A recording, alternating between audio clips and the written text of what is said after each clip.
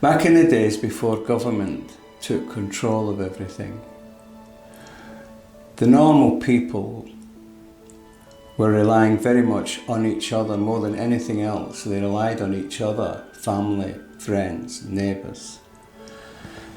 If they wanted the children to be educated, if they needed hospital services, if they needed a social services, if they needed a judicial system, if they needed a policing system, they used the church, the abbeys, the monasteries. They provided everything like that. All the social structure that they needed was provided by the church. Now, instead of paying a tax, they just paid donations to the church, and some were in tied cottages, etc., where they paid a rent, ground rent. But for that ground rent, in tithes as they were called, they were receiving, the children were being educated.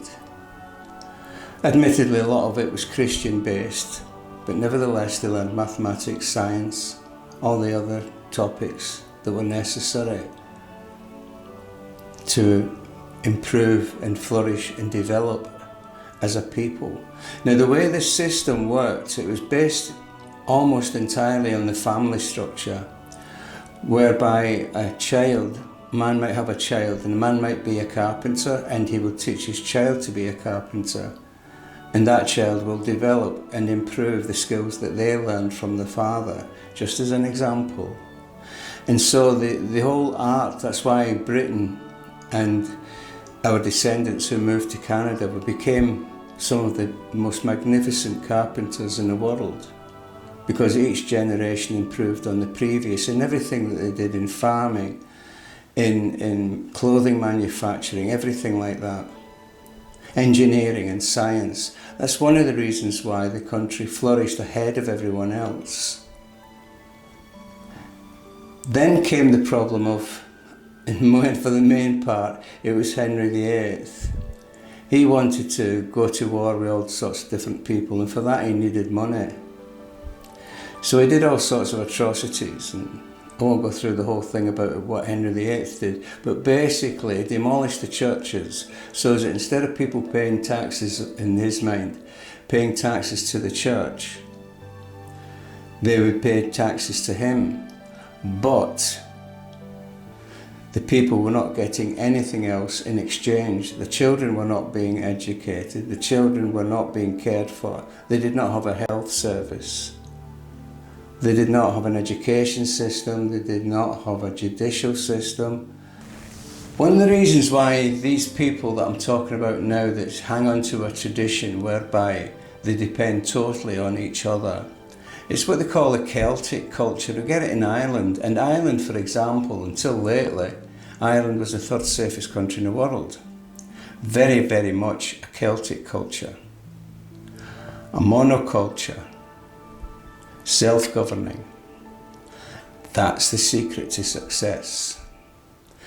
So the best thing we can do in the current crisis is to copy that Celtic culture. First thing you do for to start your own community, because these are all small communities, maybe 120, 200 people, but they can be quite small to be just maybe 20 or 30.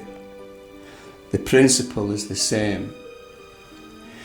First thing to do to start one off is to do a skills audit, to see who has a skill, like somebody that's maybe good with animal training, which has been called for.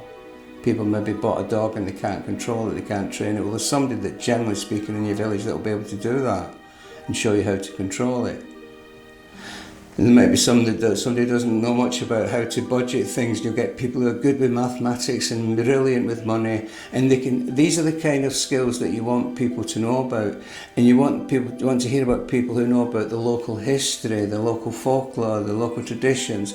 And you'd be amazed what skills people have that they don't normally talk about. You can be totally astounded by people that maybe have a skill or a gift, art, all these different things, and you can use them But the main thing is, to protect children, you need to stick together.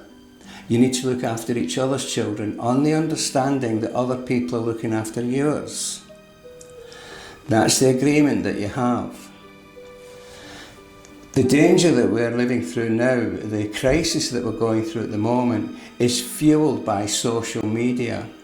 People are going onto social media and telling everything and everyone about the business. That's the danger. Thank you very much for listening to the end. I wish you all well. Thank you.